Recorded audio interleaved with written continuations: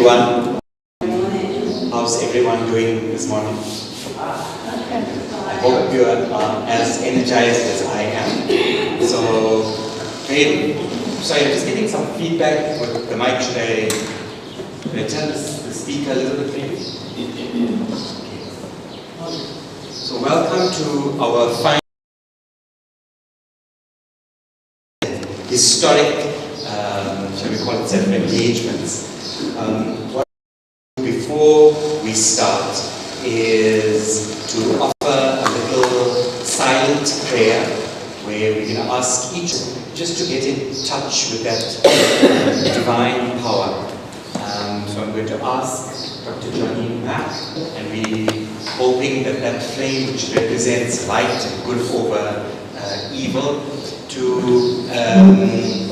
just to light the candle, and if we can ask each of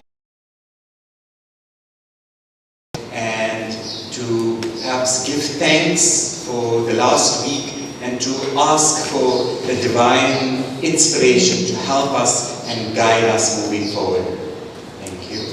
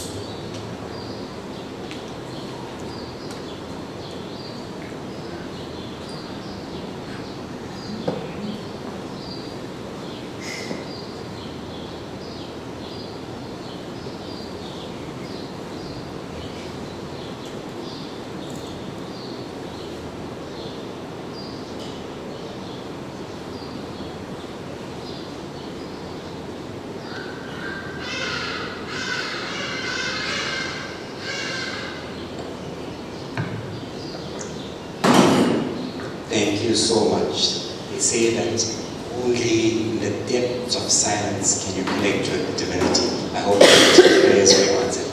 So thank you so much. A very warm welcome once again. My name is Sugen Murthy, and I'm really happy to facilitate this last kind of wrap-up session. So what are we expecting to achieve this morning?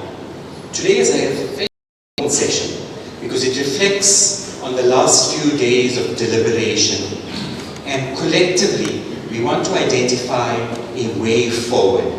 We want to think about Gandhi made by all of the leaders in this area. We want to think about the discussions and deliberations that we've held over the last few days, and we want to come up with a plan. Asking the question, so what? What needs to be done strategically, right? So we want to come up with a plan of action. We're going to be doing it in groups. We're going to have 3 groups discussion, and we're going to get all of the inputs together, and we're going to present it in plenary. So the question we're asking ourselves is, where should our focus be moving forward in terms of our 2030 agenda? What should we be prioritizing, right? Is it in terms of the legacy? Is it about skills training? Is it about networking? Is it about communication? Is it what kind of, so it could be anything that we want to apply our minds, right? We're going to ask just now our sister Asha to reflect on 2 pieces of work that has already been done, and I'll also take you through in partnership with many of our stakeholders around infrastructure, etc., etc. So we don't want to reinvent the wheel. I'll tell you about that. But really for me, I'm very excited because this morning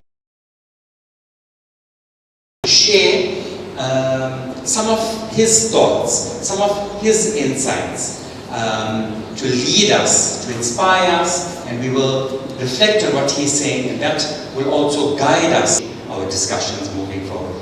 I've asked for some whisper translation, so I'm hoping that discuss to do that. We here today to participate in this.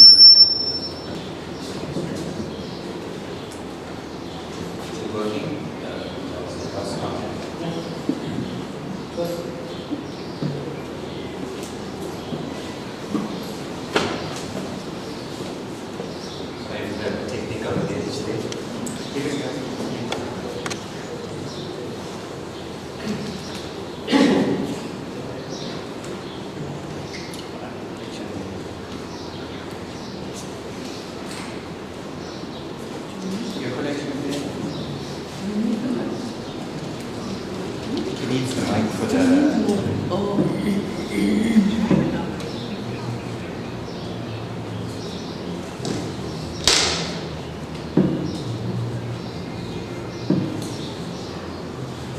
Now we need the mic because of the...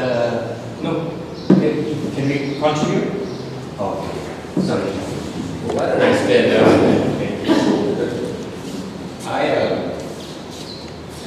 As I was saying, I am so delighted to be here because this event is exceedingly important, of course, to what it represents. This is where it all started. And in many ways, it's where things can culminate. It's where we can look back on where we've come from. It's where we can think about where we are today, and it's where we can set a course for the future. My work, for those of you who may be meeting me for the first time and not know, began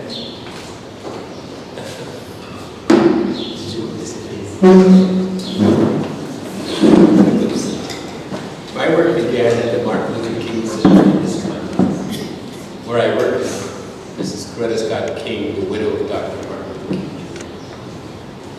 And I've had the privilege of not only working with the King family, the Gandhi family, the Mandela family as well, and the others I can name anymore. I mention those names in the context of this conversation because each of those represents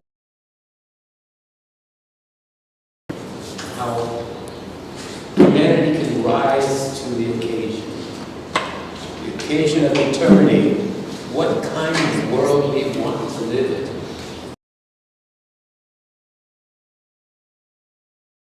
What kind of world we will leave to our children and their children. And that is an incredibly important context.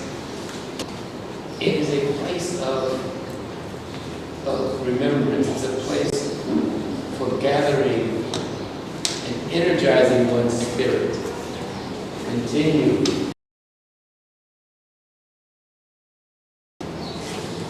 to learn,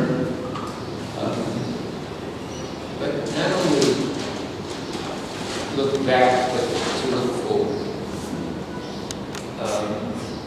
I've over these last several days that I've been here, that too much of our work, those of us who subscribe to the notion of nonviolence and its correlated peace and justice ideas and ideas on what has been done, and celebrating, of course, what was done. The question is, what will we do moving forward? How will we make a difference in the world? And I think that is essentially what this important a static place, but it must be an active place. be a place where we can remember, we can, but then we can act. So the question is, what will we act upon? What will we learn in terms of looking back? How will we take what we learned and apply it to the real world experiences of today? I think that is the clarion call to us as we organize our thoughts on how to move forward. It's wonderful to see young people as part of this conversation. After all, what we do, they will inherit. They'll either benefit from or be burdened by what we do or don't. So I think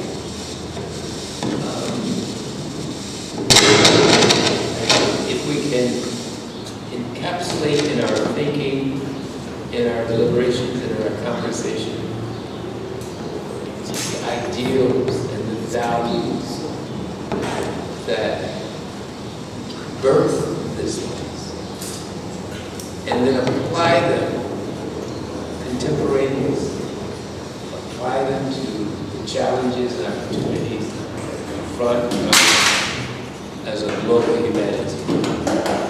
We can set a course for a better world, a better humanity, a better future. Back to you.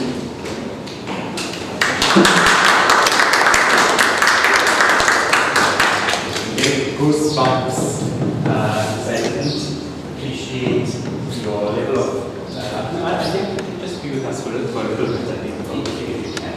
So if you have to summarize, I'm sitting and trying to put all of those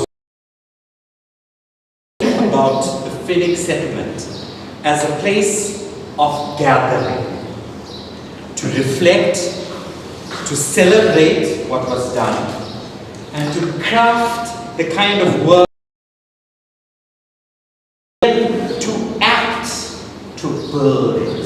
So essentially that's the message that we have, right? And then the question is, what are the ideals that have birthed the Phoenix settlement? So in your sense of having a conversation, I'm wondering before we let you go, where do you think, what would be the starting point of having to do this? So having the insights of having worked with the King family, etc. Yesterday, South Africa being the most unequal country in the planet right now. Facing all, where do we start? It's almost this mammoth task, right? And of course we can have the group discussion around how to do this, but if there was a set of, what should that starting point be? Would it be a conversation? So maybe if we could just have that conversation. Yes. Is this a dialogue that we're having? Yes, I'm just changing the rules of the game so that everyone, yes. So where I would start. Do I need this?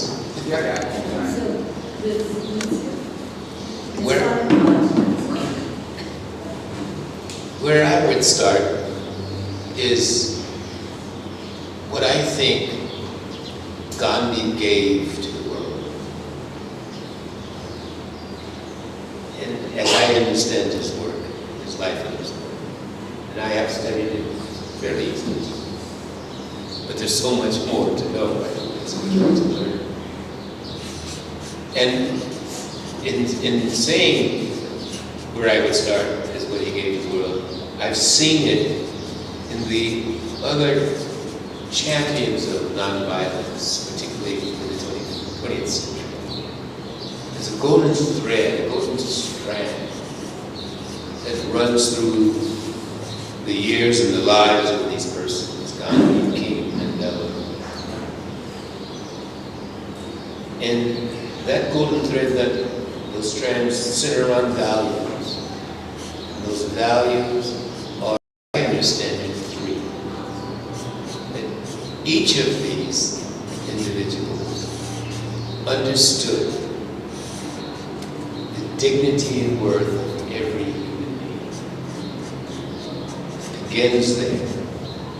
That irrespective of any other human characteristic that we assign to each other or to others, we all have the same dignity. And so we must all respect that dignity. The second thing, in terms of this golden thread, this golden thread, and representing these values, is the freedom and liberty that comes with that dignity. That is, if I have dignity and worth that's equal to any others, then I should have the freedom, the liberty to exercise that dignity, to realize my full potential as a human being. After all, if we aren't realizing our full potential as a person, as a personality, then why does it matter? The third value is of community. We might call it civility. I like to call it community. Martin Luther King Jr. called it the beloved community.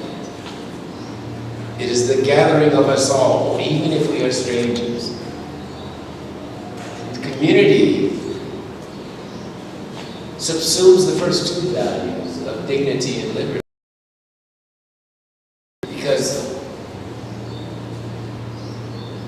if we're going to have equal dignity and worth, we're going to exercise it in liberty, where my dignity and liberty end is where yours begins. And that's what really constitutes community. And so no matter what we do as humanity, as we organize our world, our globe, as we organize the social order, how we engage with each other and the social structures, systems, organizations of our world. We must do it in community, respecting liberty and freedom. So I think as we think about, am I taking too long? Because I can talk the rest of the day. As we think about how we organize now, moving forward in the relevance of this great place, we start with those three. I'm really glad I asked that question because it's useful to have a starting point. So you're saying that starting point is what did Gandhiji give to us? And we say that golden thread, as it were a set of values around dignity and worth, around freedom and liberty that comes with it. And the third one, which subsumes the first two, is that beloved community. Right? So that's really, really important. If I see a hand, and I was just going to ask if Masha organizers are okay. Can we just continue this conversation? Because I think that value of us having this is as important as the group work. So I noted one hand, and maybe I'll take that hand, and if we just introduce ourselves as we speak. I also noted Linda, who's in local government, so if you would have that opportunity to think about a question, and then I just have one question myself. So if you just introduce yourself. So my name is Uma Japelia Mestri, and I've listened to Dr. Mack quite a few times, and I think this whole concept of the World House is such an important one. It says everything. So from most of the talks that I've heard you give, the focus has been on youth, and I think that is a very important thing for Phoenix Emerald. We have a school here, and we have youth in the Bambari community, and I think it's really a good place to start working with. Because generally you preach to the converted, you know, all of us know and we keep talking to each other. So I think that's a very, very important starting point. But what I wanted to ask you very specifically, if you could give us examples, especially working with the King Initiative and so forth, if you could give us concrete examples of how you have worked with the youth and you know, what projects can come out of that, you know, so we can learn and try and reproduce those. Thank you very much. We've been having a discussion before we started, and one of the key challenges in Durban right now is that if you look around the room, many of us are greying. So what happens to that legacy? And that's a very important question.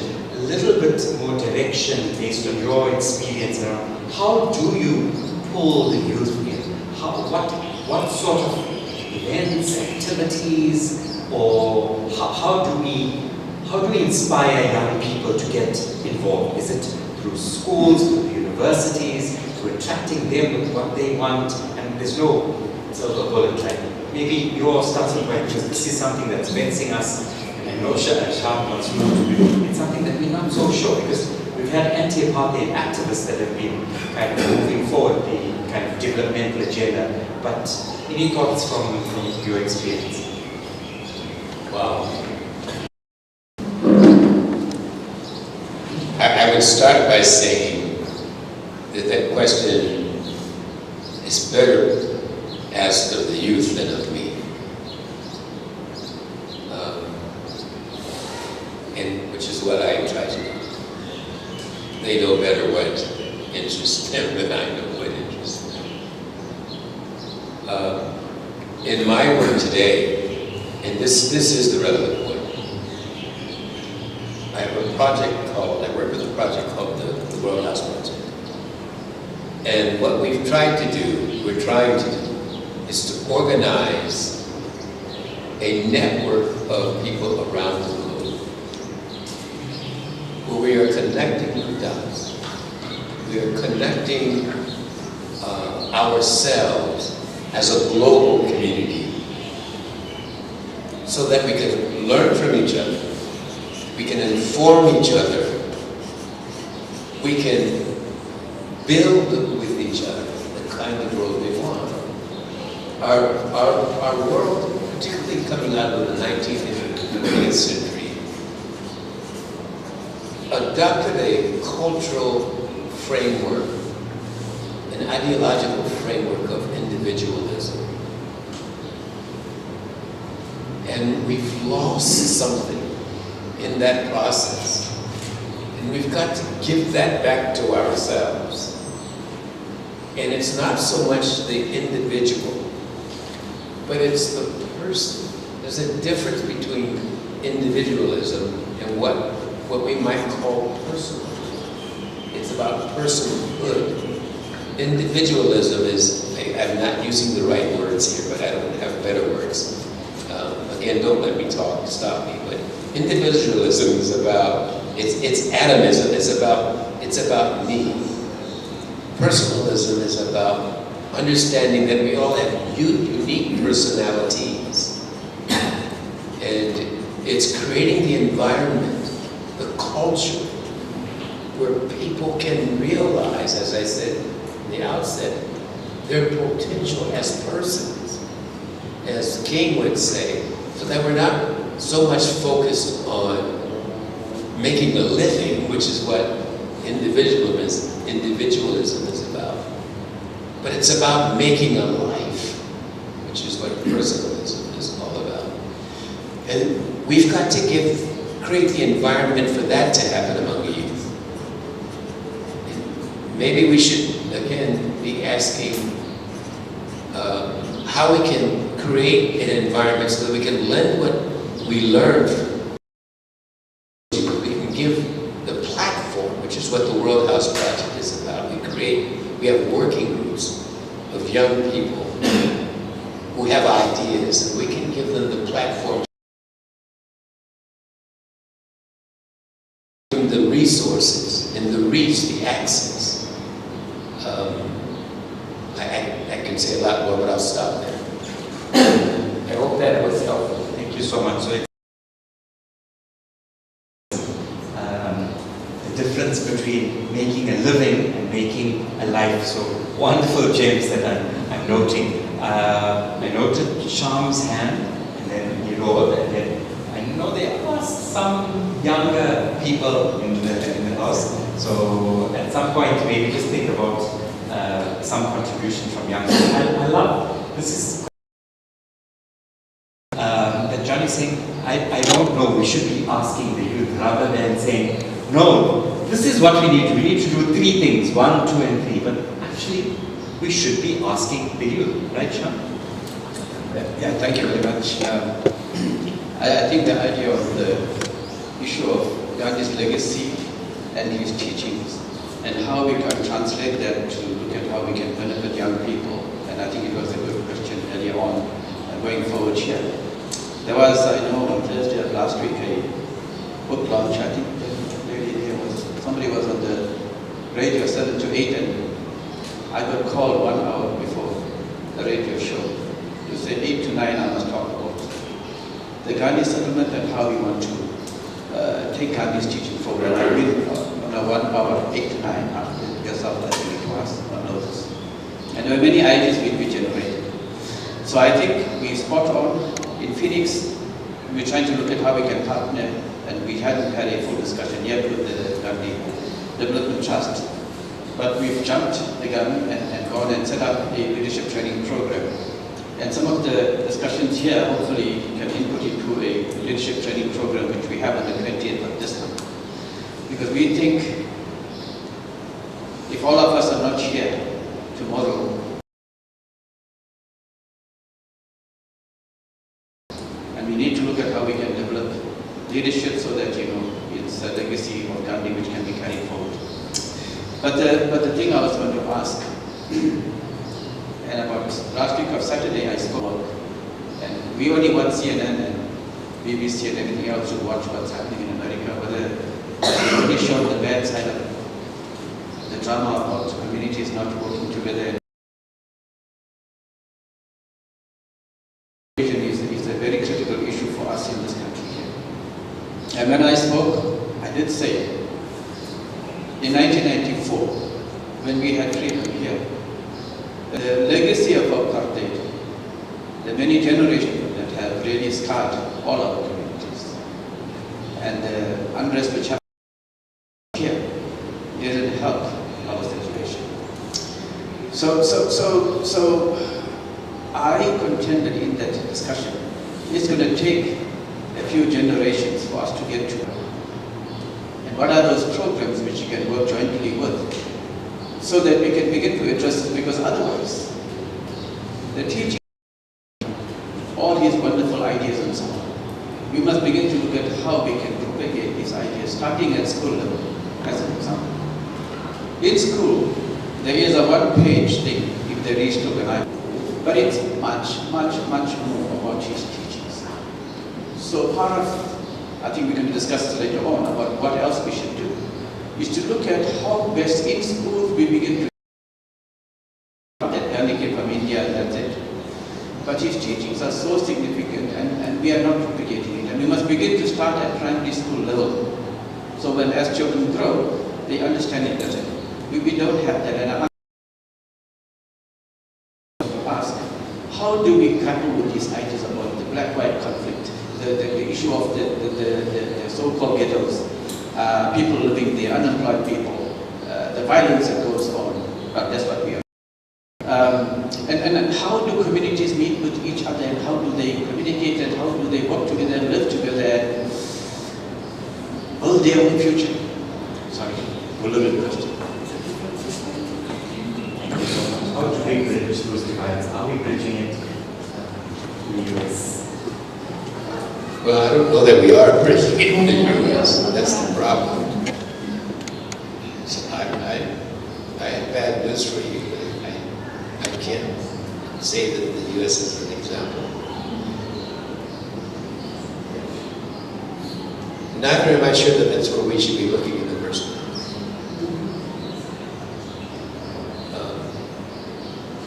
is very unpopular and we don't talk about it, but you know Martin Luther King Jr. said that the U.S.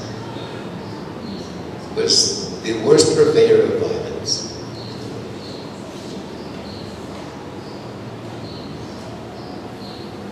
I also will challenge the idea that this needs to be taught in our schools. I've given a lot of thought to this in my work. I've been doing this work for 30 years. Our schools are not organized to teach these values that we talk. And even when we try in the U.S., the very books that might help us to understand better the lived experience of people who are marginalized or being free. We have to rethink the roles that civil society must play in the type of world we want.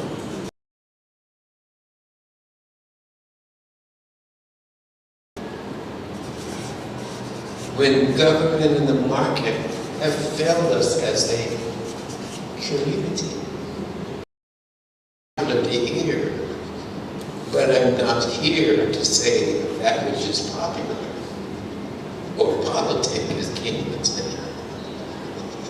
We have to think about what is right, as King would say. Civil society must rethink the social ethics.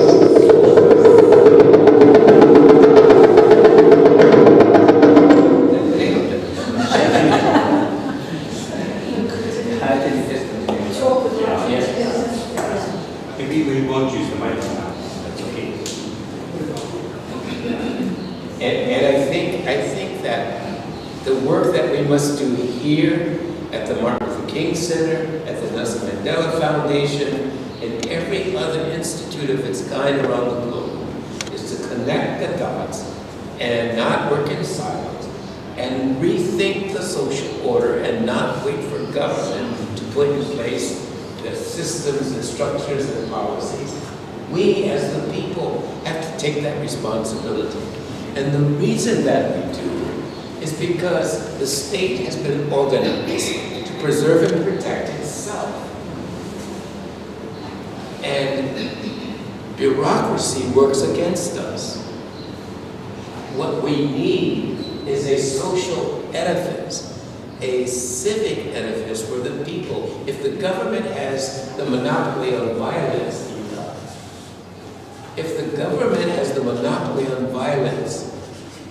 then we, the people,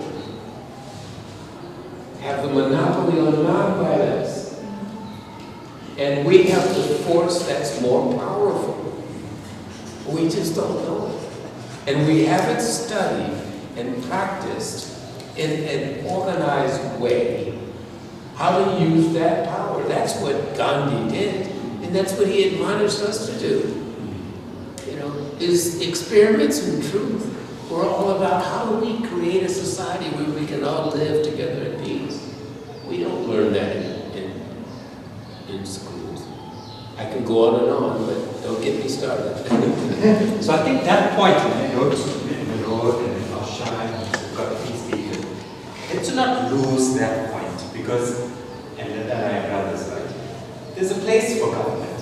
What we hear is we underestimating the value of people's power, civil society, connecting the dots. And if I can plug the Durban Coalition, we've just unleashed that power very recently. All of us, for the first time in the history, have come together now and start to say, how do we plan in terms of getting our voice out there? So I think that penny has just dropped for me, because often we say, it's for government, we're going to get partnerships, but what about that latent power of civil societies, ourselves? And Linda will tell you, the government is a bureaucracy, and we try, but oftentimes there are structures in the system, and it's so hard to even navigate that bureaucracy. We don't have that. So the question is, how do we connect those dots? So that's very profound.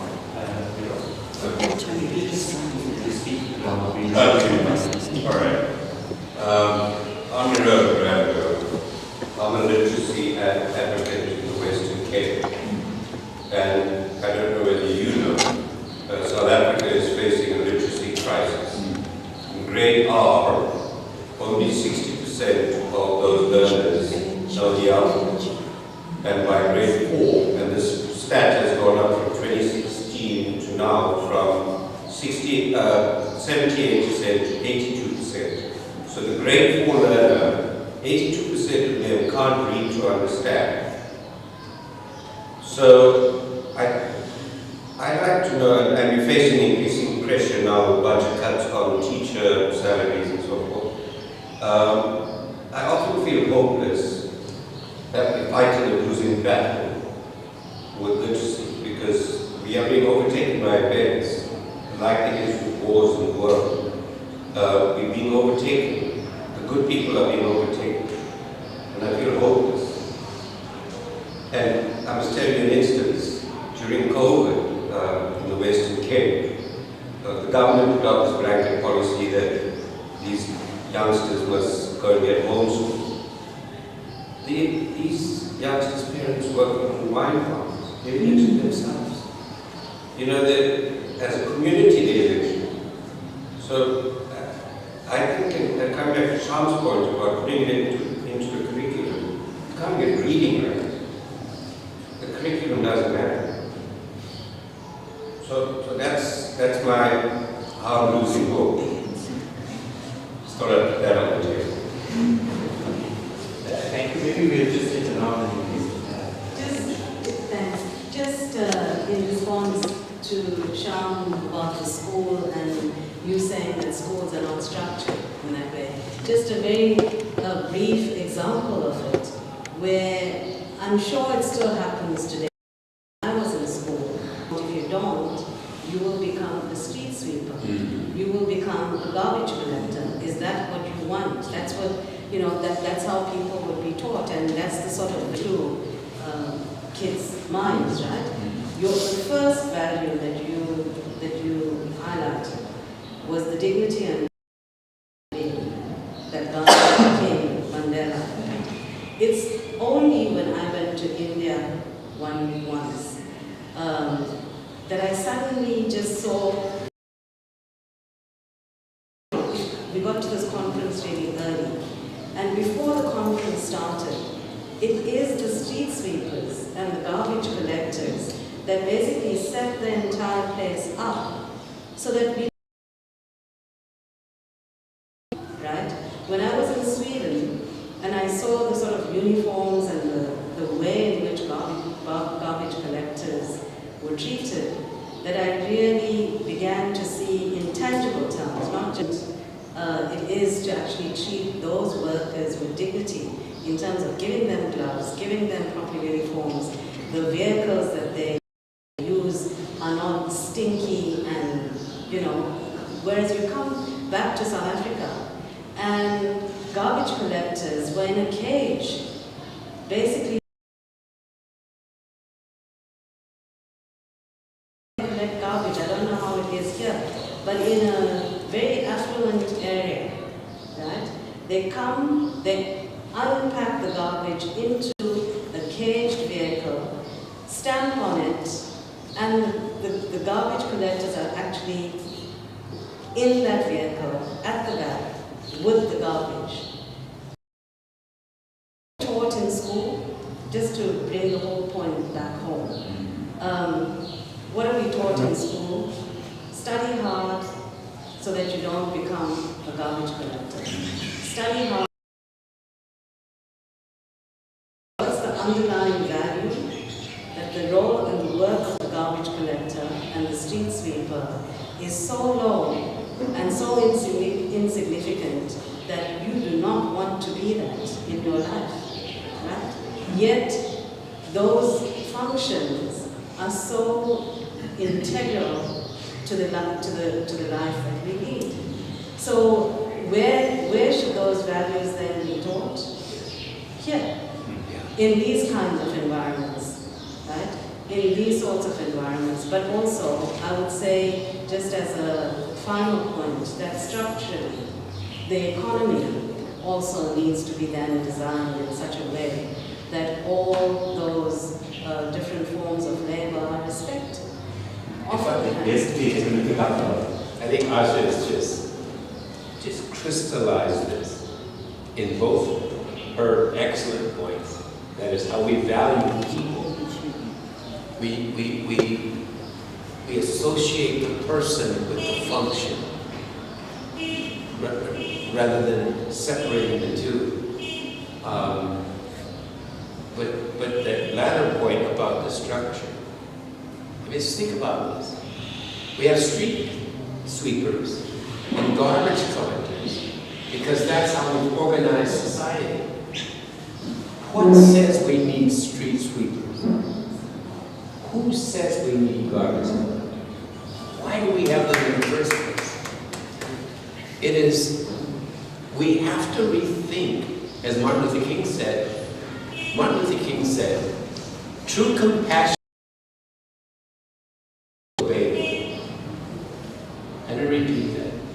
He says, true compassion is more than flinging a coin to a beggar. It is restructuring the edifice that produces the beggar. Right?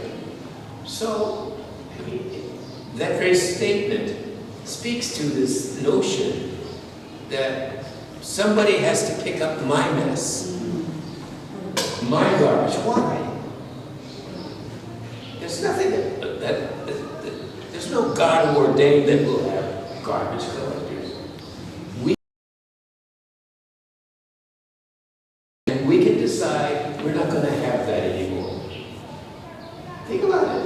And we have the technology. I'm sorry. We have the technology to not have garbage collectors. We can design our homes so that garbage is disposed of in other ways and not need someone to come behind me and collect my trash. We have to rethink society. That's what this place is about. That's what the Martin Luther King Center should be about. I worked there, I was the director of the King Center for a number of years. And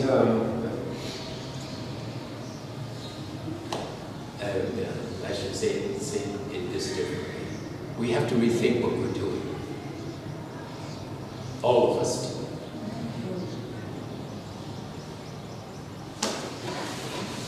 Thank you so much. I note your hand. I'm just going to take one speaker and come back to it. Thank you so much for that. I was just thinking another point. We're looking to the US for examples. Let's not forget Kigali in Rwanda. Also be a powerful lesson, and maybe through the center, just speaking of garbage and cleaning up. And then it's always, rather than looking at the global norm, maybe we need to start to think about that. I just want to thank you. Please introduce yourself. I'm Kirti Menon. So I've just been thinking as people have been talking that one of the drawbacks of building the next generation that will carry forward legacies based on these principles that are common to the King Foundation, the Mandela Foundation, what we do at Phoenix, etc., is that you actually need to build a fellowship. One-off interventions don't work. The research will tell you that you go to a school, you speak for 45 minutes or 30 minutes to students at school. It will be in their memory for maybe the day. If you invite university students here, it will remain with them for a day.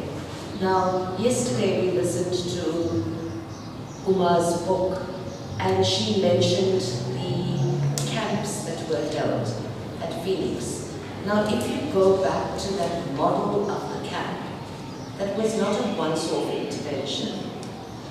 It was a network that was created over a period of time with scheduled activities that were facilitated.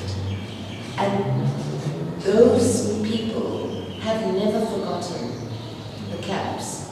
If you speak to people who did attend the camps, unfortunately I was too young at that stage, but if you look at that model, we have got to try and find a model which is a sustained, longer intervention with some kind of action learning project at the end, targeted at an audience that has the maturity to absorb and then take on and become fellows of Phoenix Settlement or, GBT, etc. But we've got to get people to belong to us. And we all have to. So that's quite important. I run programs at the university. And our first cohort of students, they have compulsory attendance at brown bag seminars once a month.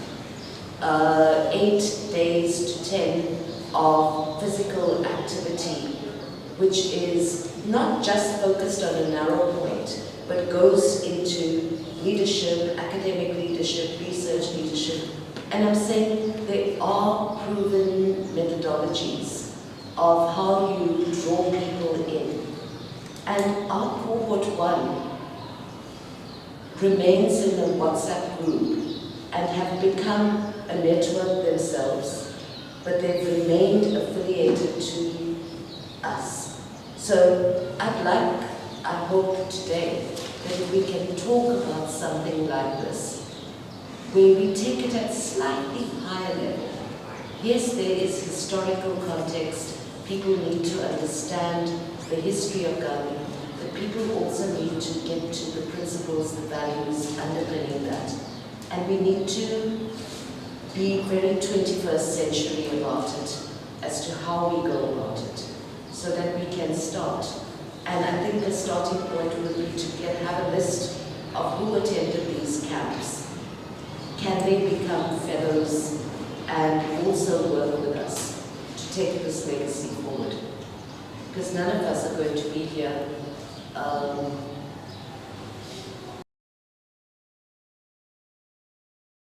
Can we just sorry to put Can we just put some I think Sharmi was talking about youth development. I'm wondering whether we can link that to see your process of working with young people as a starting point for something that can graduate into a fellowship or something else.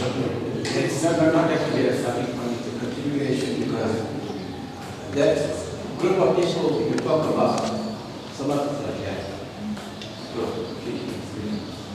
Okay, so can we pick up that discussion as one of the points forward? So, Sister Shakira, then.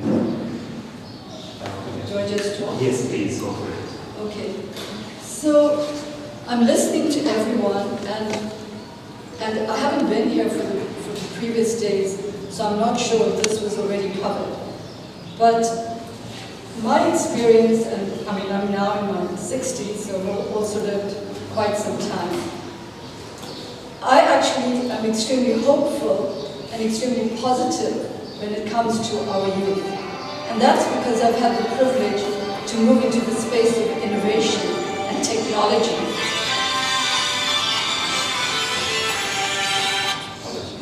Okay. So I feel in putting together the threads of what everyone has been saying, we want to look at a new order. We want to look at something more effective than the current concept of government. We want to look at connecting with the youth. We want to look at changing values. The most obvious place to look at is at the techno giants. They have connected the dots. Today, quicker than ever, we are across the world. With such speed, we are working collectively on initiatives. If we start to understand what's happening in the space of innovation, you would go away incredibly hopeful at what the youth are doing in resolving the issues of climate change, looking at government and corruption. But these things are not known to everyone. So what I'm thinking, added to all that you have discussed here over the week and now, we must look at how do we partner with the techno giants? How do we look at them and their resources to promote the values of the kinds of leaders that you speak of?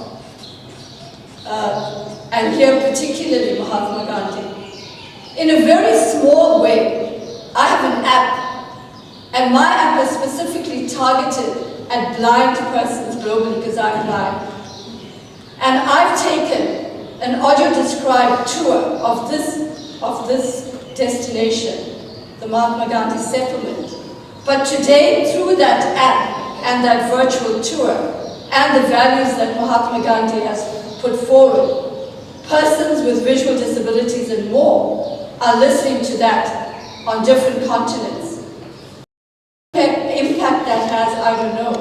But I'm just talking about the other side that we need to look at. And today you can't leave technology out, because that's how the youth functions. From children onwards, they are looking at technology to communicate, to learn from, and to promote their ideas. So that's what I'm going to say. Thank you.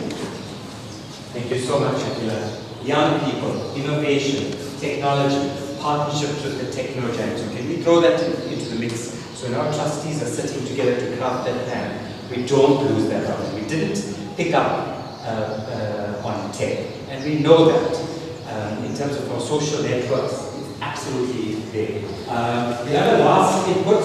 I think this has been very useful to have this conversation. Sorry, we'll have one more input and then we'll go into groups and we'll continue the discussion. Thank you so much for offering and sharing.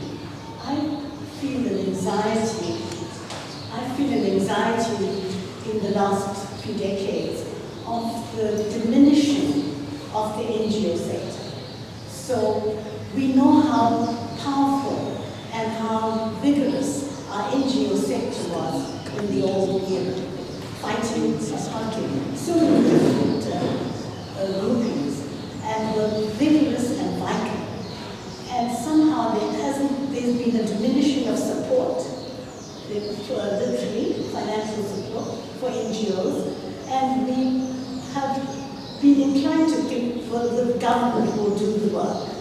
And so, can there be not more of a vigorous partnership between NGOs, the ones that Kevin has mentioned, doing important work, and the government, because the government's certainly not doing the work that we hope they would do. Thank you so much. That's another important theme around reinvigorating civil society, getting NGOs ignited once again, and as we say, connecting the dots. And we say there's a role for partnerships with government, with big techs as well, because each of us can't do it on our own, but it has to be led by civil society. That's the space that we have to reclaim.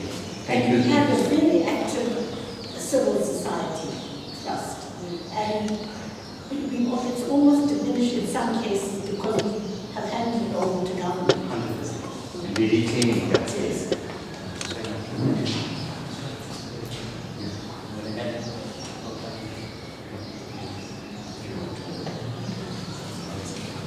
My name is Crosby, from the Green Time Society.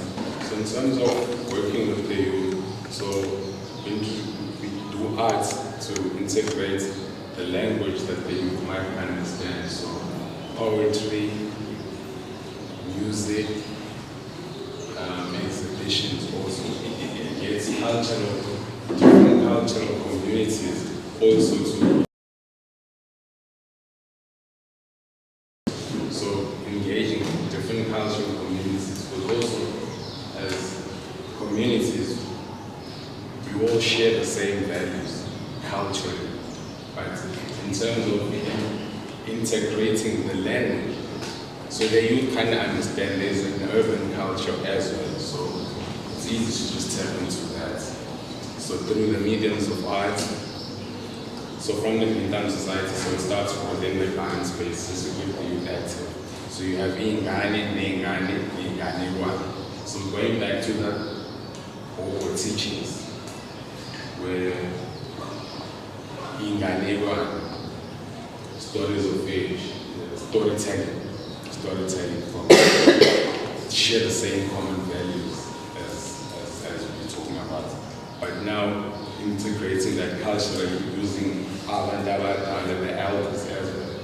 So within the same space with the youth. So that could be also an idea that could be shared globally as it's being done, practiced, and installed.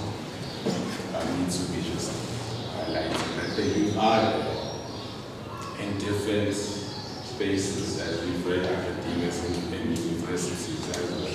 But in communities around us, the easiest way that we can share those values from grassroots with communities.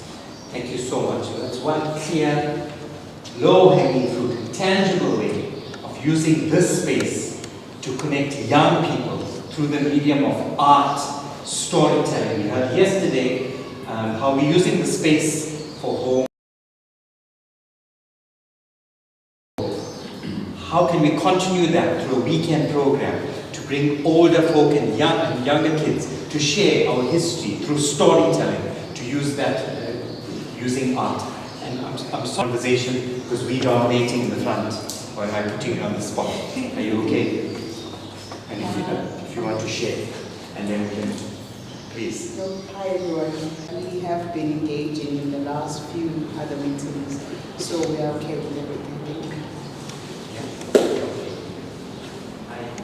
Meeting of sister organizations. Okay. So maybe that's a good segue to ask Asha to do two. I was wanting to hear your voice as well.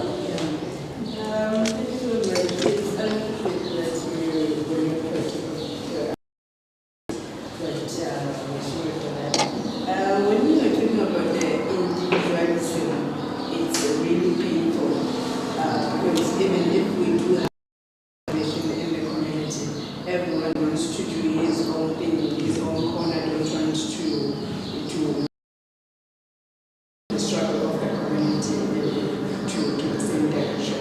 So in that sense, I think the values can be structured from the ECDs. That is where all those values can be taught. And we are trying by all means not to forget about the government, but not to link the ECDs. They are so worried about the structures and all the other things which they are not coming on front and assisting. So I think that part of individualism with them, it's just needed, just a change of mindset within us, within a human being. Within the change that I want to see will start with me. So the values, if they can start here, then we will have the different kind of kids. If maybe the community can understand that we have a place, a platform where we can all share. It's not like everyone is doing his own thing in his own corner. But if we can put out a narrative saying that there are these things that are happening in the community and we have to participate as youth, we also given a chance to talk. Because in Parliament we always shouting and saying we need a platform, and then when we are given a platform, we are nowhere to be found. But there are those who are really there in communities. Maybe if the mindset to them can be changed and stay away from that individualism and then come together and work on something, then it will be a huge change. This is a big space, this is an open space for everyone, but I don't think we really know why this space is here, why we are given this platform. Why? Because there is this, we didn't address the politics of stomach. And remember that the politics comes to everything and divide people and because of wanting to rule them. So those things, they want to see who's calling us to that meeting, then I will attend. If there is not one of my T-shirt, I won't go to that meeting. Those are the dynamics that are there in the community. And remember, if we are not talking about the politics of STEM, and that we are all going to come together because we want to just fill ourselves and go out, then that also needs an attention in terms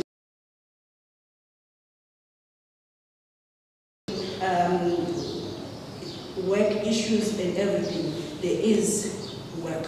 It's only that the mindset needs to be changed. Because even if you can hire everyone,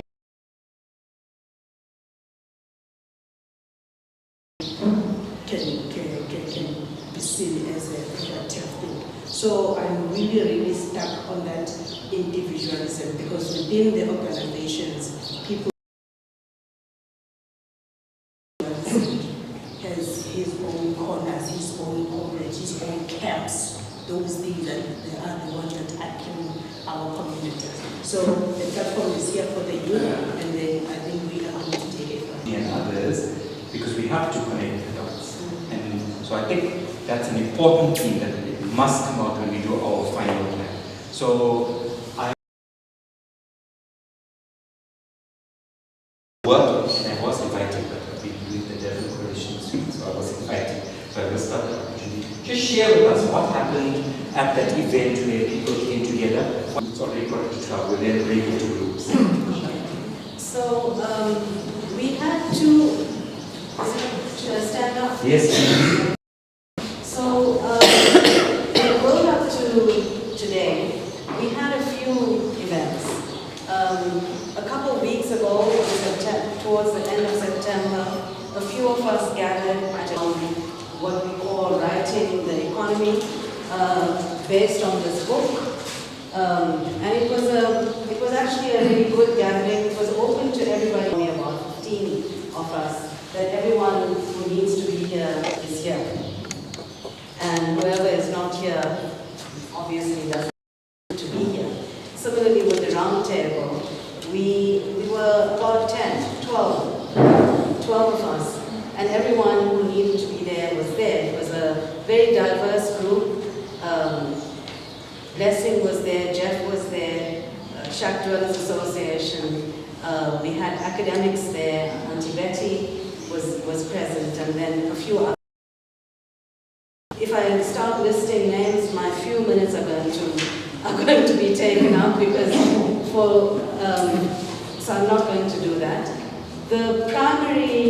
That was the beginning of a conversation, but the primary idea that came out from that is that there is something really wrong with our economy. Our economy does not take into account the needs of the many. It basically takes care of the needs of the few at the expense of the many.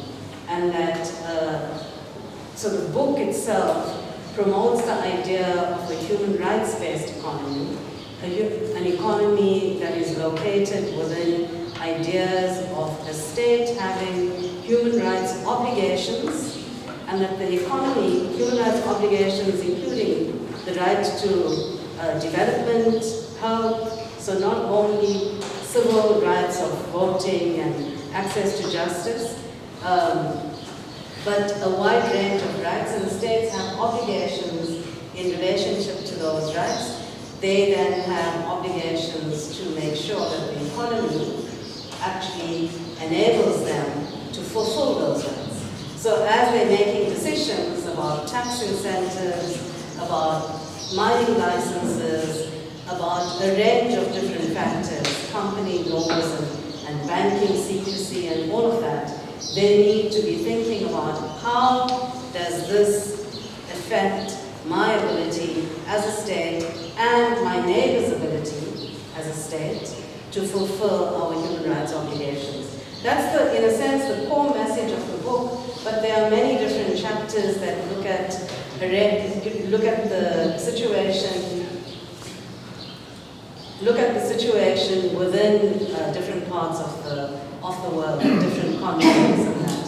So at that meeting, it was a range of people, not where that could I don't know, and I'm not directing it. It's a kind of fluid process. With Sugen's guidance earlier on, he kind of guide that process a little bit more if we want to achieve particular outcomes, and maybe I will take that role on.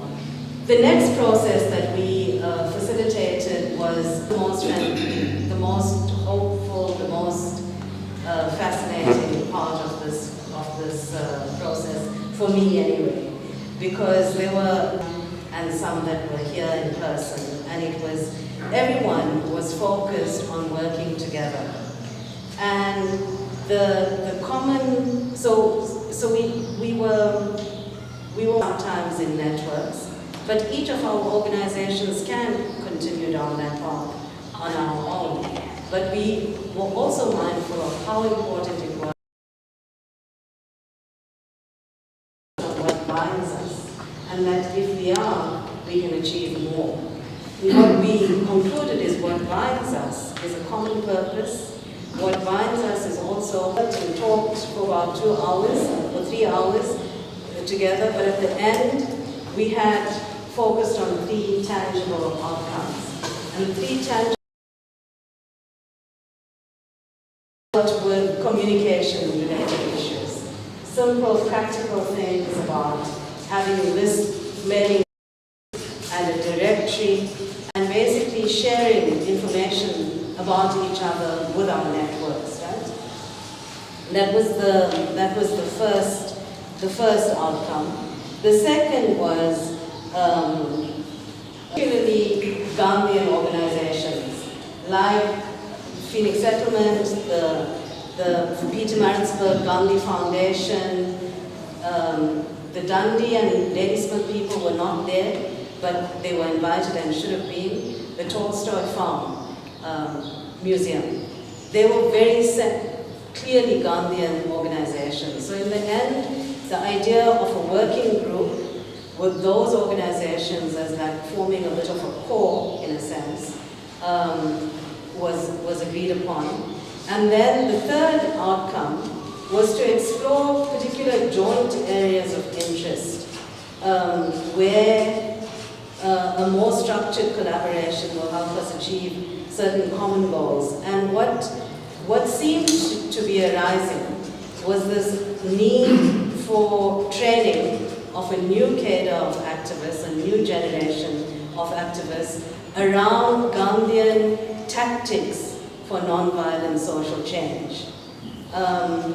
And so we have agreed in terms of concrete, tangible next step that we will have a meeting, not a webinar, a meeting of this group of people to actually then plan how we're going to go forward with this training of a new generation of activists, right?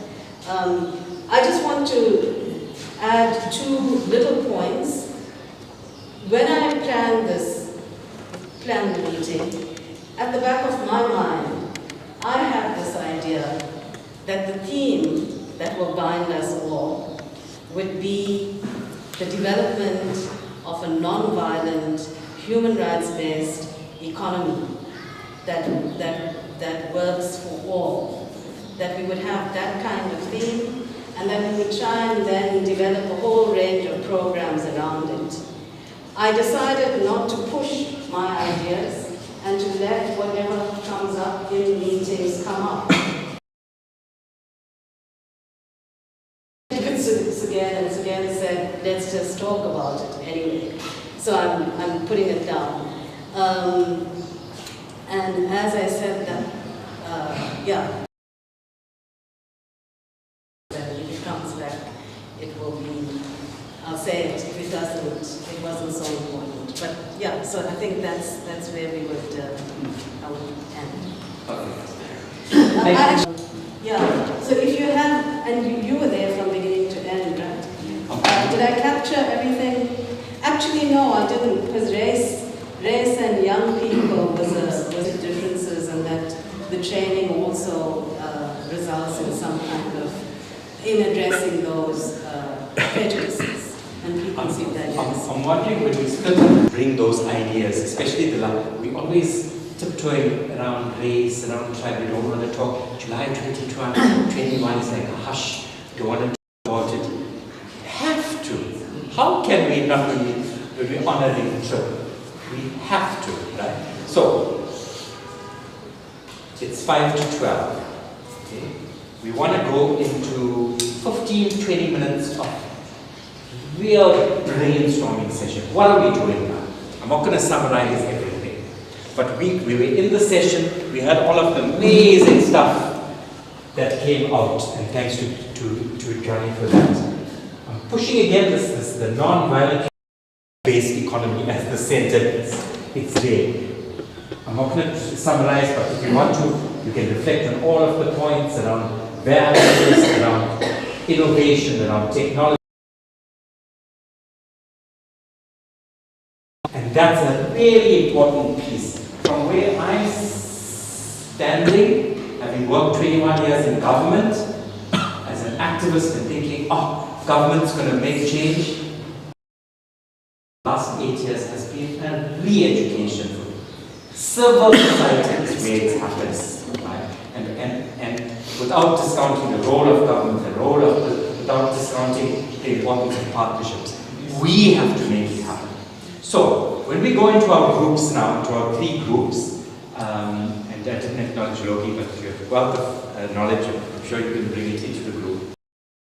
Try and be a little bit diverse in terms of gender, so-called race, organizations, experience when we get into that group. So I'm not going to say that group there, this group. You can help me so that we have a mix, a diverse mix. And we're going to, this is a tall ask, I know, for 20 minutes or so, but let's just think about how do we move forward, right? We've come up with a plan, so don't worry about plans around the Phoenix settlement for infrastructure upgrade, for improving the security, for greening the environment here, for, I don't have my glasses, education and trade. There's a piece of work that, as the trust, we've sat with local government. We know there's lots of work to be done. And I'm a little bit disappointed. I'm hoping we can do this. Driving again on MR93 or Main Road, I was hoping that we had this event 2-3 months ago. At least we'll have a sign saying Phoenix settlement. But it's not there. So I really want us to see how we can get signage in place. So that's not the kind of issues that we're talking about today. We're talking about those bigger issues. What is it that we want to leave behind, right? Based on all of that discussion, what should our area of emphasis and focus be moving forward, right? We spoke yesterday about 2030 agenda. Next 6 years. So when we come, it's now 2030, it's like, wow, this is what we've achieved. So what should it be? Right? How are we going to do this? Is that in the 3 groups, we're going to have a discussion. We're going to ask someone to please volunteer to be a rapporteur, and someone to please volunteer to come back and share. In that 20 minutes or so, after having a discussion, can I please urge you to only identify 3 important points. In your group, what are the 3 most important things that we need to do? Is it set up a working group of everyone that's going to come together? Is it empowering the youth? Is it the point about working with tech giants? What is the area of emphasis? What are the critical levers? Because there's lots of things that we can do. What's the most in the 80-20% rule? You know, you put 20% of effort but gives you the 80% of lever. You're moving a rock, you just do this and the thing will. So what are those things? What we're going to do, we're going to break up into the groups. Just help me so that to arrange that we all diverse. And what would you do? 1, 2, 3, 1, 2, 3. The 1, 2, 3. Always 2, Anjali, lesson 1, Jeff 2, Beth 3, Anjali 1, Reshma 2, Delvin 3, Nompumalelo 1, I think that's it. Sham 3. Okay, all of the ways to be clear. You know, you form a second,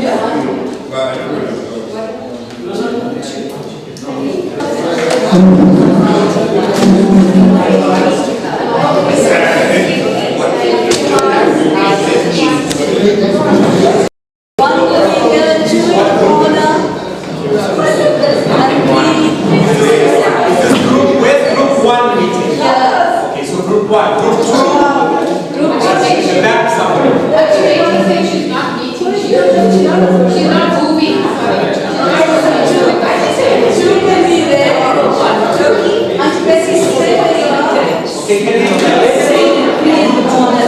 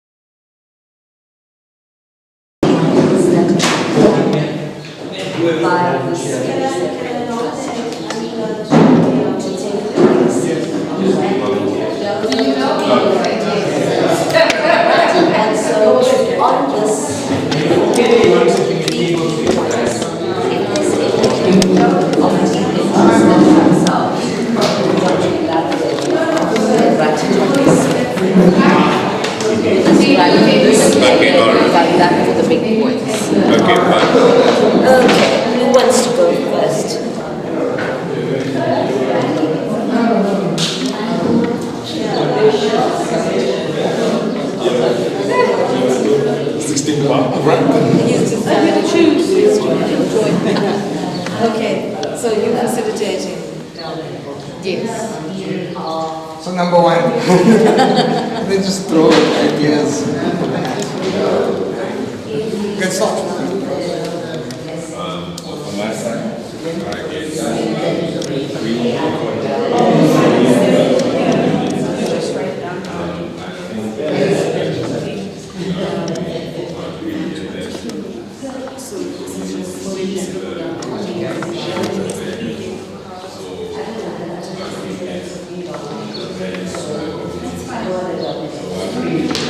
I also have that process. Culture, oil, that's different cultures, but we share the same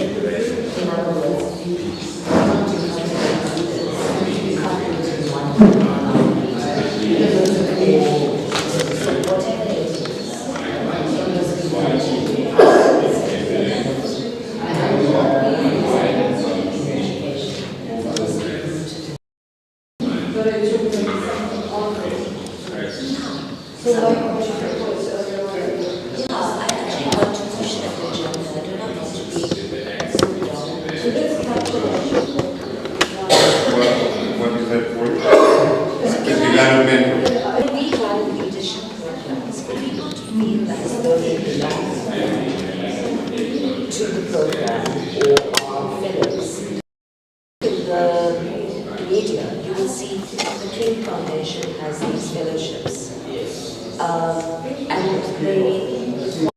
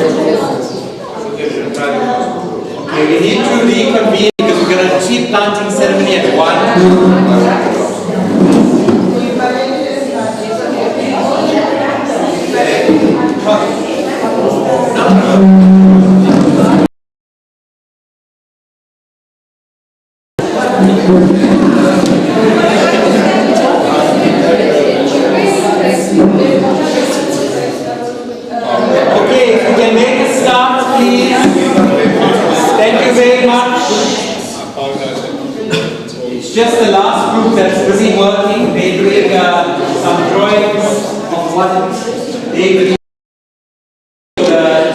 Our youth group are still busy, we'll give them some time. If the other groups can reconvene, thank you. Sorry, my sisters.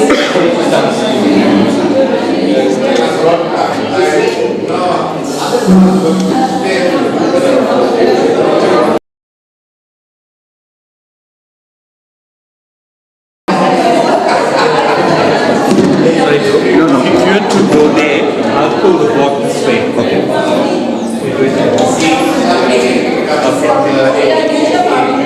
Okay, thank you very much. We can reconvene. Thank you.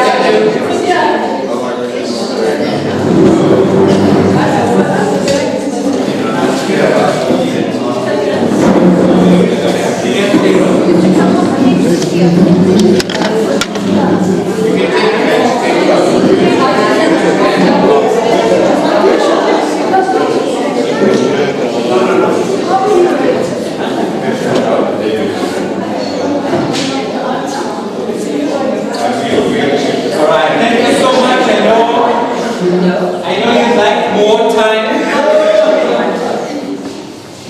but we want to make a start again.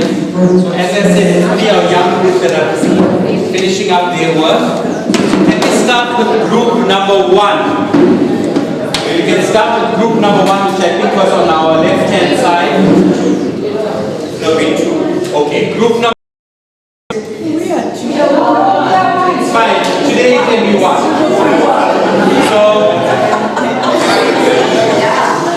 So we want to thank you everyone. You don't want to present. She's shy, she wants you to present. Okay, all right. Okay, so we are looking at what are the 3 main... Must be developmental and have a person at the bottom rung of the economic ladder in mind, right? And it must be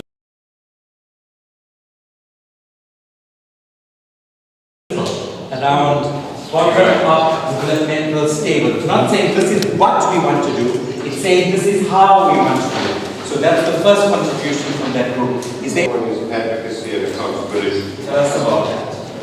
Okay, I was pointing out that I've never seen it, although it was done, a statement from the Gandhi Development Trust on parasite. Right? And I think Kirti pointed out that we borrowed onto other people's, like the Katrada, but it was develop our voice. Yes, but it wasn't out there. So we need to advocate a bit more and get a bit smarter, and that comes from my third point. But in Queen Street, you would go and participate for 5 minutes and get interviewed on television and say this is something that the Mahatma would abhor, right? And those kinds of things. We have you replaced. You know, the other foundations don't have a direct descent. So I think getting top of mind, but going with that, advocacy is accountability, especially in the local level.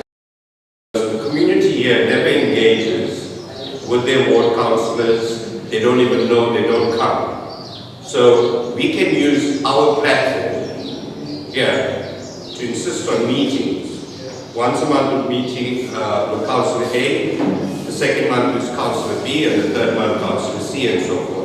And we ask the mayor to convene. Because we've got the voice, right? And then if he doesn't come, the community comes back to us, and we go to the mayor and say your councillor is being heard.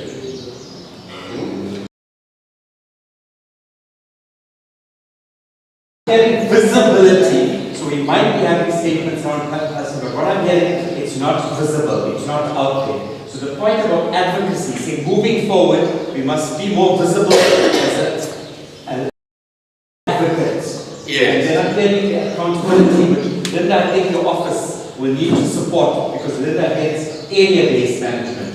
And right. So how do you partner more strongly to activate the community with Blessing and others to say, we are forced to be reckoned with.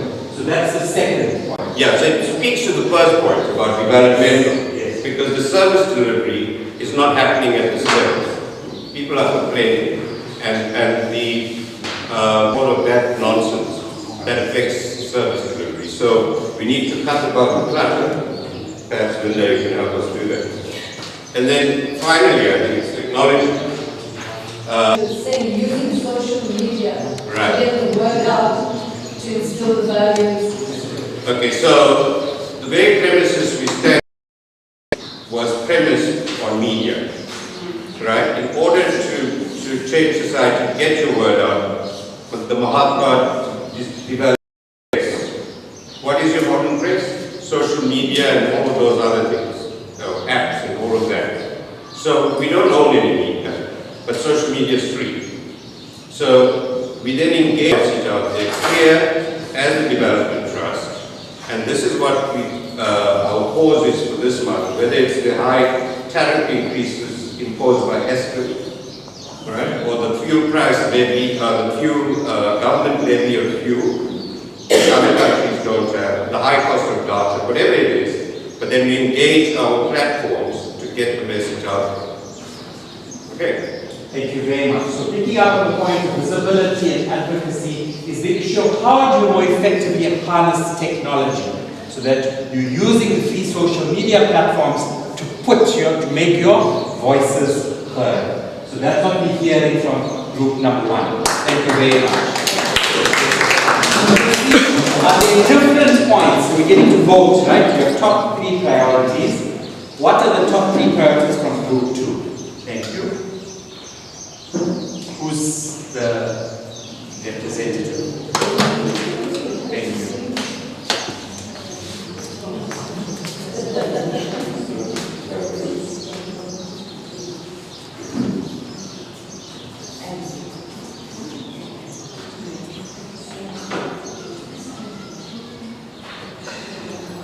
Okay, number 1 is camps and curriculums effectively statistically spread out the philosophy of learning.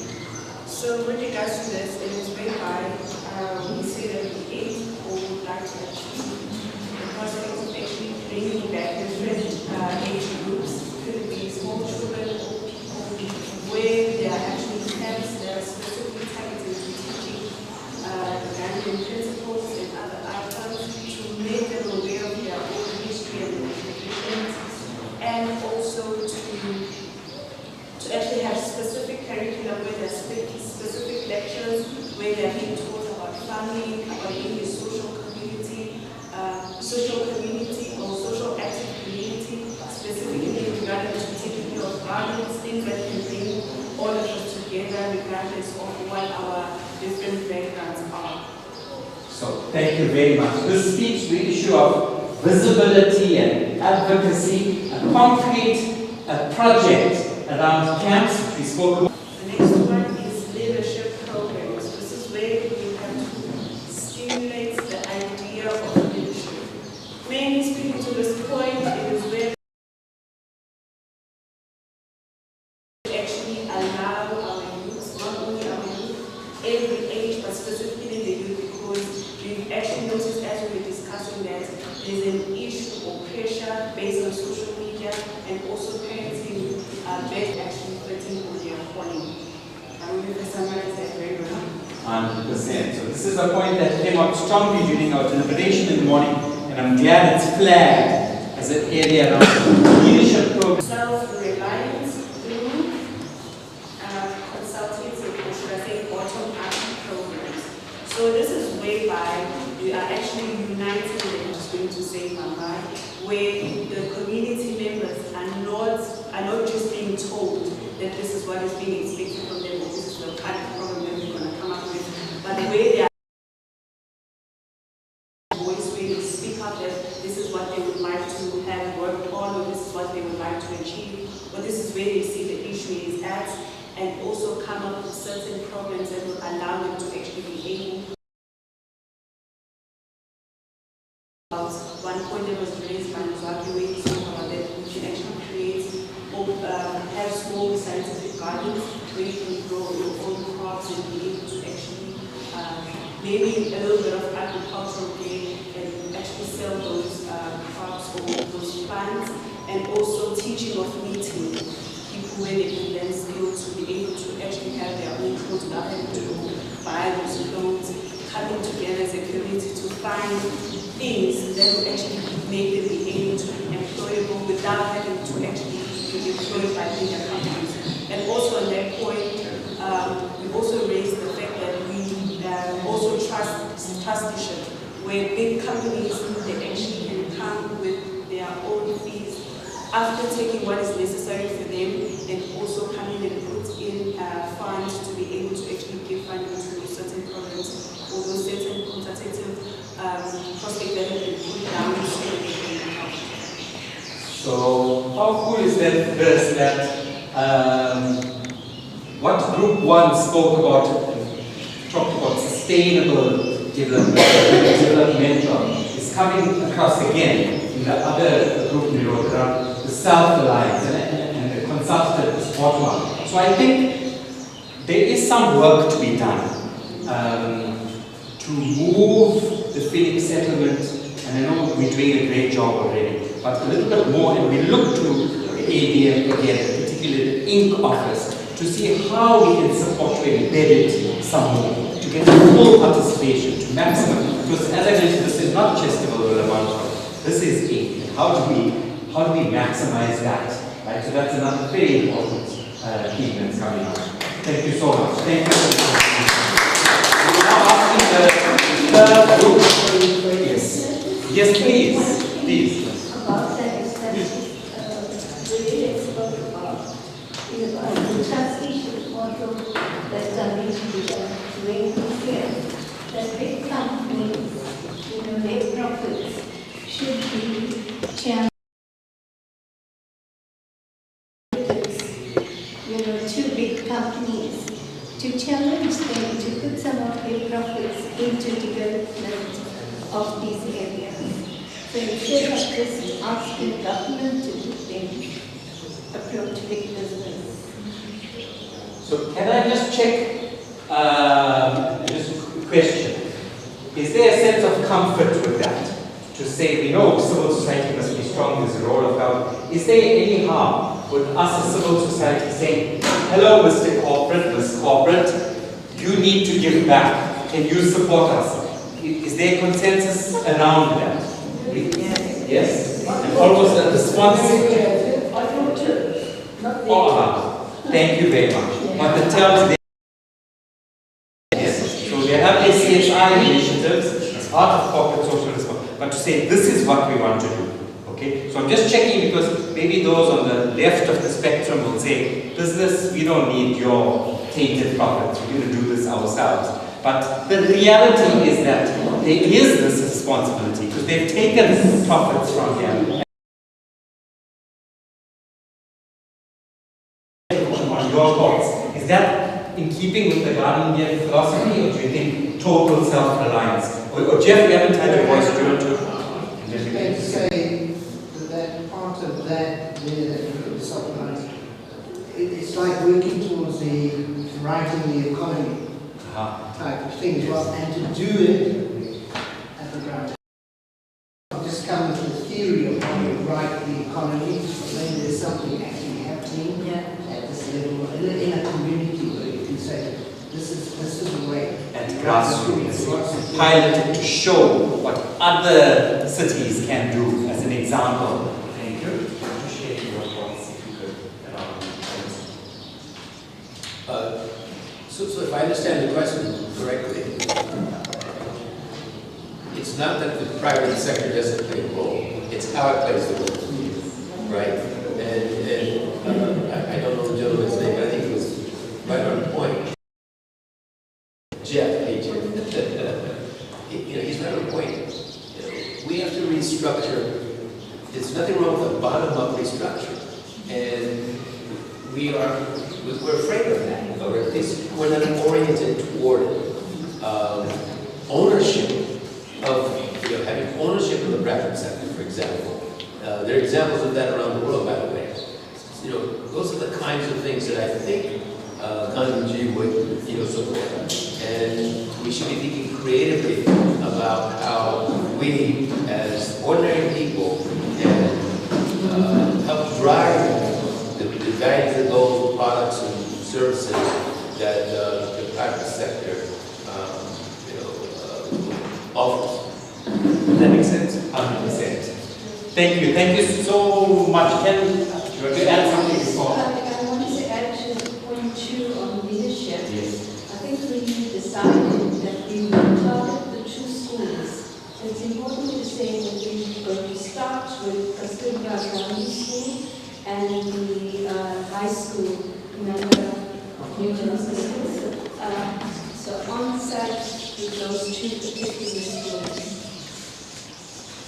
Okay, that's important because our team are only going to have this notes. We wasn't part of the lectures. So maybe we just need to, when we take a picture, just to go back to those and maybe fill in the details. We want the third group now, if we can ask, let's just see what came out of the third group. Is it different? Are there similarities? How does this resonate? So let's start with the first one. I didn't offer, they just pointed. Okay, yes, no, I'll give it to you. Okay, I think essentially what came through from the discussions was one point, really, training programs. And with regard to these training programs, really they would be, I would say, informed by Gandhian principles, disciplines, healing, and silent violence. Now when we start thinking about that and saying, okay, well, why would we be having this training program and why would we be focusing on those particular things? Currently within communities, the language that we use with one another, to one another, about one another is really demeaning. It's not uplifting, it is not enhancing, and I cannot generalize to everybody, but I can say in many instances, amongst our people, we actually put ourselves down in the process of trying to break ourselves free. The other thing is, and it ties very much to the language, is also the culture of various individuals and the way in which we interrelate to each other and to one another. An example that was given with regard to politics, where they're not working with the community, they are doing what they feel the community needs, what they think the community needs. And a beautiful example was politicians gave the community mosquito nets, and the incidence of malaria was still increasing, and when they went back to the community, they were using these nets as fishing nets. So what do people need, you know? But it's also one of the things that I particular level. Anyway, the other aspect was the breakdown of consumerism, and I think it came through earlier on by various groups as to how do we in the process of growing. The role of school, and school, I should say schooling, the role of education, let's put it there, whether it's ECD, higher education, whatever the context is, informal, formal, non-formal, what are we doing within those particular spaces? And what principles are we working with? And really informing on, well, what is progress and success? What do we understand by that? And it's simply in the matter of doing. So yes, we can have the program, people can be learning from their head, but what are they actually doing? And I think that is something that Ms. Nombanambe can speak to quite extensively just now. There were principles that we came up with: collaboration, cooperation, simplicity, and respect probably should be the one right in the middle. Because if we can work with that, everything else also comes together.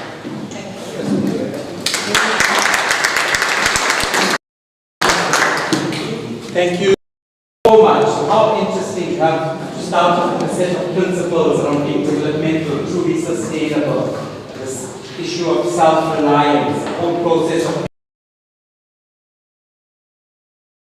working with Linda's team to reintegrate around collaboration, cooperation, simplicity, hard work, respect, capital letters, issues of training, the second area, moving from principles to practice, a training program, leadership development program, camps, curricula. The third area, visibility and focusing, right? And using free technology, social media. So we've got 3 broad areas, not a 10-point plan. 3 areas of focus. So can I just check house group 4? You're done. Thank you very much.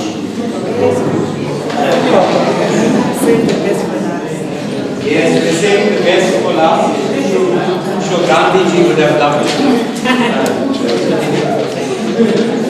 And where's your third group member?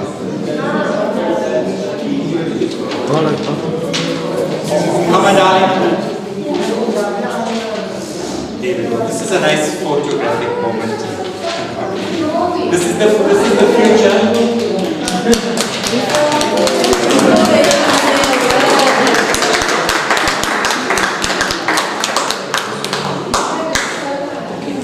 Can you tell us what you enjoy? Just tell us. Speak nice and loud. Don't feel shy. Just tell us. Please just talk to me. What did you draw?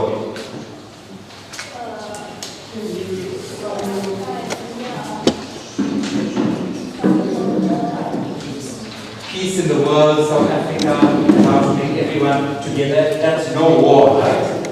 And all working together to bring peace. Okay, so that's a nice piece, because no one spoke about peace. So the younger generation are reminding us about this. Tell me what it is.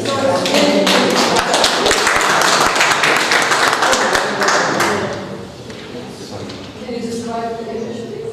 So it's a beautiful diagram of the Indian flag where Mahatma of his Gandhiji had come from, and South Africa, and linked together with hands, and with a lovely image of Paul saying with some doves floating saying, let's make peace, stop war, with the continent all working together. A beautiful image.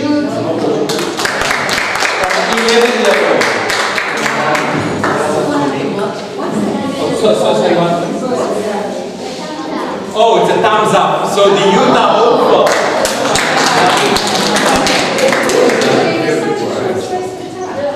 Tell us. If we can just give it. Have we done?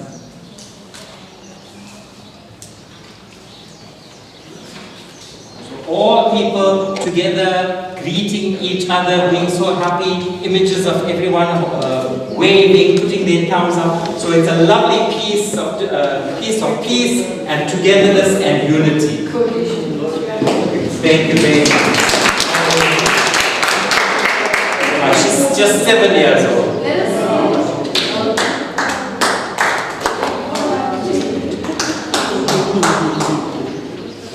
Heart and love. Heart and love. Okay, madam, you tell us. Let's be kind. Make it. Oh, okay. Okay, so she's talking about kindness as well. Thank you very much. And how old are you? She's 9 years.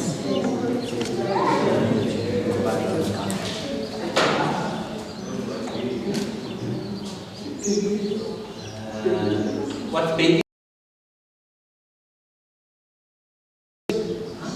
Abiwe.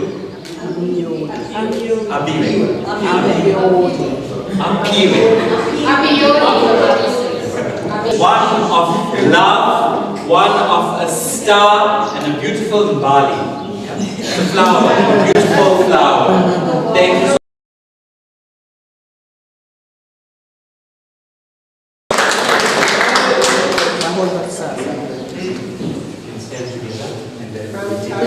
Because you are the future, and this captures the spirit of young people all working together.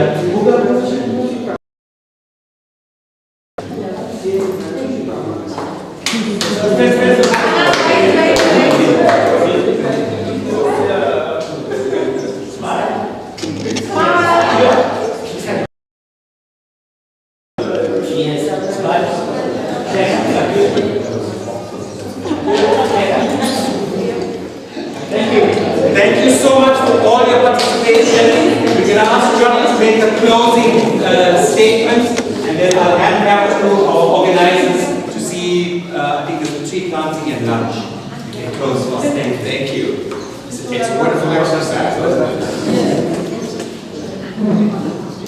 really important things I wish I had said from the beginning, but I'll say it now. I do this kind of work. I've been doing it for quite some time. And I have clients just like the settlement that include some of the organizations that I talked about before. And I always tell my clients, my own organization, and I'll say to you, follow me carefully. Only do that which must be done and won't get done unless you do. Now think about this. There's a certain value and worth that we have as individuals. And there are certain things that we as individuals can do that no one else can do. And I really focus on this. If that's true of the individual, then it's true of us collectively. So, the Phoenix Settlement is the only Phoenix Settlement in the universe. And there was only one Gandhiji ever. Everyone who followed him is someone else, and they bring something else. So what you have is a certain value and worth as the Phoenix Settlement that no one else anywhere has. Identifying that value and worth, and then applying it to those things that only you can do, that no one else can, no other organization can. That's what I believe really makes the change. And so what Gandhiji did is something that no one else could do. And that's why we have the change that we have today. Let's continue that tradition.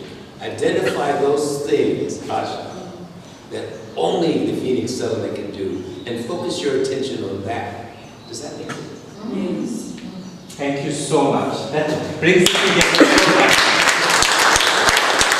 So, this is the strategic agenda, the 3 pieces of work, and we have to go back and apply our minds. Can others do training? Or what kind of training and leadership development that we can do? So, thank you very, very much. This is our agenda. I'm going to take a picture and send it to the organizers. Is there anyone who wants to share? And then can we make sure that everyone gets this? I'm sure it can be. So we can all respect. 100%. Thank you. Just like to say, thank you, particularly to Dr. Jeremy, coming all the way from the US and meeting us for the last 6 days. Dr. Jeremy has been going into different groups, and his parents were Johannesburg, and I think we have benefited so much from his input. I would just like to say one thing, and that is that sooner or later we want to develop one concept for Martin Luther King in this exhibition. We've got Mandela, we've got women, we've got Kasiba, we've got. But I think in the followers, Martin Luther King played a big role and developed Gandhiji's ideas, how we can move forward with that. Absolutely. That's the one thing. And I would like to thank everyone who has come here today. Yeah, just It's okay. When I did go contact me. But I just want to say thank you for coming, and let's build on this team. Let's work together further on an ongoing basis. Things we discuss is we do a lot of work. I mean, people go their own way and we lose contact with each other. And that is not developing, but it's not helping us the whole,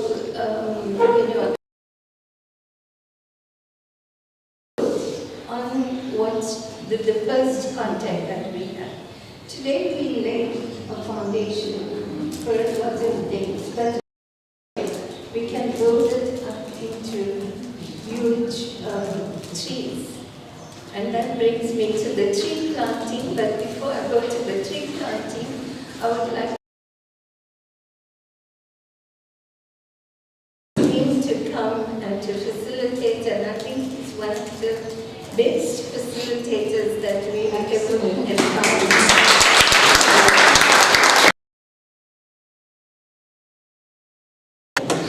We have thought, how do we celebrate the 120 years of Phoenix settlement?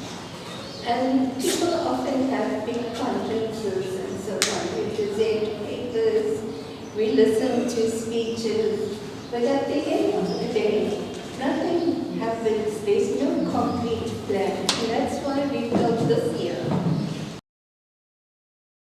let's do something that is going to be taken forward, that we will see. And in the next few days, few months, and few years, because going to 2030, by 2030, a lot of the things that we've discussed today, and as we say, we've planted the seed, and it's going to grow into a big tree. And all of us who are still here by 2030 must come back and see whether that tree has grown or it has died. I'm sure with all your support and everything, it's going to grow. So thank you, and thank you to the tree planting. It's the Musa Musa 120, I see. But we don't have the space. We don't have the 100 acres any longer. We have a strong space. 120 trees are not going to work. So we brought it down to 12 trees. It's orange. We'll be growing orange trees.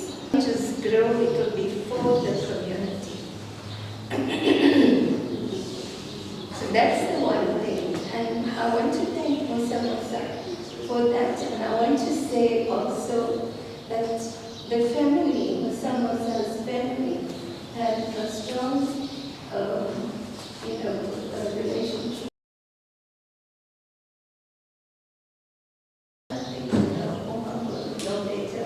I keep forgetting the exact relationship, but the person who actually brought Gandhiji to South Africa was from that family.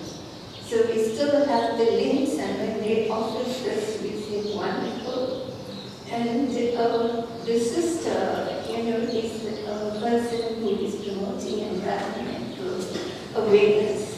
So this is part of the environment program, and Delvin here from Greenpeace will say how important tree planting is, how important food security or food sovereignty is. And so we'll be planting those trees. And people, please come together. You will remember that this is your orchard, all of you who are here. And let's go and plant those trees and make our lunch and we can part. But remain in contact, everyone here, please. Thank you so much.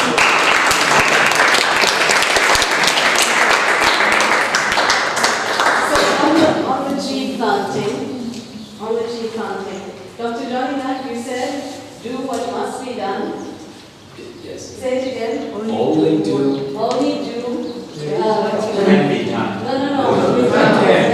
Only do that which must be done. Only do what must be done. Only do that which must be done. That you can do. That you can do. And it won't get done. And that won't get done. Unless you do it. Unless you do it. So on the tree planting, we wish that we could do it right now. But the problem is, we can't do it, not because we can't dig holes and all the manual work, but just because we don't know exactly where where it should be done. Yes. And we already planted 9 citrus trees, not even a meter apart. And our horticulturalist that has been helping us with other gardening projects said that they need to be 5 meters apart. They need to be planted in clusters of 3 or 5, and all of that. And we need to figure that out. He was doing another community project this weekend, so he couldn't come. He will be coming next week, and the family will be coming next week to take pictures and all of that. But, you know, the thing is, it must be done, but we can't do it. None of us here are qualified, so let's just... But it will be done. It will be done. It must be done, it will be done. Okay.